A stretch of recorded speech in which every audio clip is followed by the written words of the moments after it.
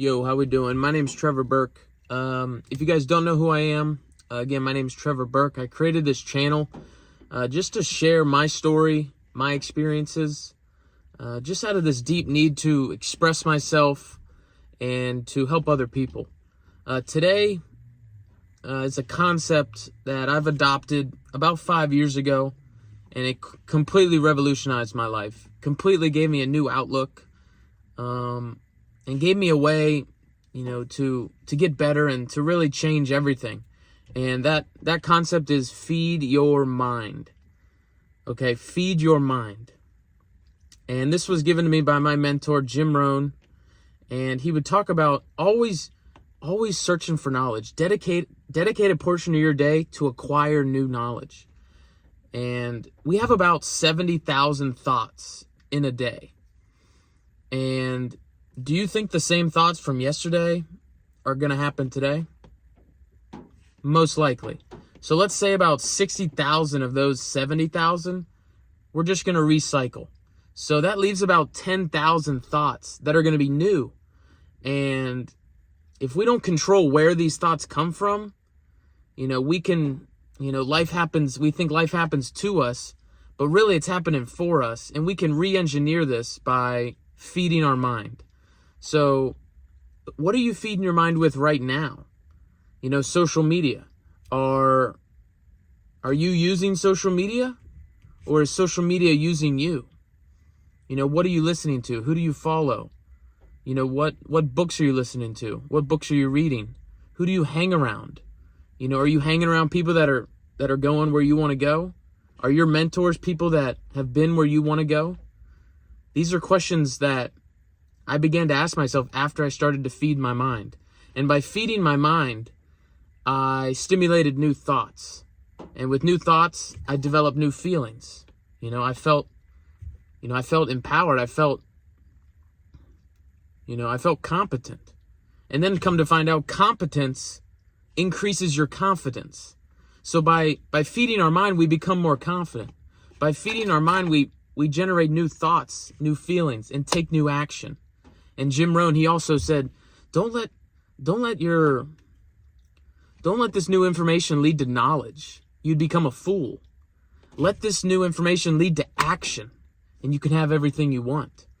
And if we can feed our mind with the books, with the audio programs, with the videos, following the right people, listening. He also said that everyone's either an example or a lesson. And we can learn things from everyone. We can learn what to do and what not to do. But if we don't stand guard at our mind and feed it what it really needs and what nourishes it and what serves us, all of a sudden we can just, look up 5 years later and we're like, what the fuck? And by who you hang around, what you're listening to, what you're following, I think TikTok, Instagram, all this stuff, it's a valuable tool. It's allowed me to connect with people all over the globe. It's allowed me to connect with people, but it's a slippery slope. And if you're not conscious, all of a sudden your mind's getting fed and getting programmed by these apps, other people, and all this other stuff. So if we don't take control, we can let it, it's a slippery slope. And Jim Rohn also talked about, viewing your mind as a cup of coffee. Okay, a cup of coffee. If your mind's a cup of coffee, hypothetically, and your worst enemy comes up and drops some sugar in your coffee, your mind, what would happen? You say, my coffee would be sweeter. Where are you going with this? We said, what if your best friend came up and dropped strychnine in your coffee? What would happen? Well, you'd be dead. Strychnine's poison. You'd be dead. And he was referring to our mind. If we don't stand guard at our mind, and, shit can go wrong if we just let the wrong influences and let the wrong stuff get into our mind. And if you get in your head, you're dead. So what we want to do is stand guard at our mind and feed our mind healthy, inspirational, intriguing, and information that's going to move the needle. So the way I took this, so 5 years ago, I heard this and I'm like, wow. And he also was like, you can learn whatever you want to learn, and you can teach other people, and you can help other people. You can help your family. And I was hooked. So I took that and I started reading as many books as I could in the area of psychology, physiology, human behavior, sales, influence, history, autobiographies, all things that I thought mattered and people I wanted to emulate. And by feeding my mind, I began to feel competent. And then that competence led to confidence. And one of the things that the reason I probably struggled in school was, we're just sitting there passively and, we're listening to someone speak and we're sitting there passively. We only retain about 4% of that when we sit there passively listening. Okay, but if we sit there and we take notes, okay, because remember this, whatever's written will be retained. So right when we write down something, boom, we jump into the 50 percentile. Okay, but then, if we sit there, we're actively listening and we're taking notes, and then we use our physical body and we emotionalize it, and then we go take action with it, boom, then we jump into the 90 percentile. And that's where Socrates was referring to learning is remembering. We've been taught, just memorize this for your test on Friday, and then you're done. You don't need it ever again. It's like, no, we want to learn. The purpose is to remember it when you need it most in the future. Okay? So learning is remembering, and we want to learn as much as we can because we don't need more information. We need transformation. And when we transform ourselves, it's when we feed ourselves and we feed our mind and we get these new ideas and we get these new concepts and we can strategize.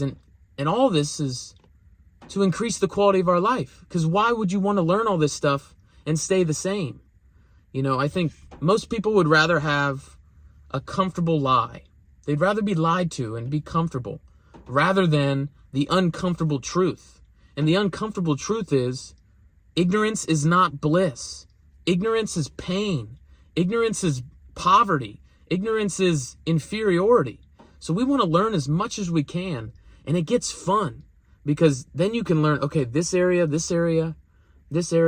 man, I can learn this, and this. And you can compound, you can compare, and there's parallels between this and this. And then the key is to take what you learn, what you fed your mind with, and then apply it to your life. See what works for you. And we're unconsciously getting our mind fed, whether you think so or not, through social media, through the news, through other people, coworkers, random people. We're getting programmed. But realize, you don't just have a program, you are the programmer. You can program your mind to get a certain result, to learn new things, and to set your better sail. That's the purpose of feeding your mind. And if you guys can just adopt that belief changed everything for me. And I felt like I had to share that concept with you guys because when we share, we learn twice. When we teach, we learn twice. So you learn something unconsciously, all you want to do is teach other people. So by, feeding our mind, we raise our competence, and in turn, we raise our confidence. So that's the purpose of today's video is start feeding your mind. Or number one, just become conscious of your mind's already being fed. And maybe it's time to cut out some of these things that have been feeding you, the wrong food.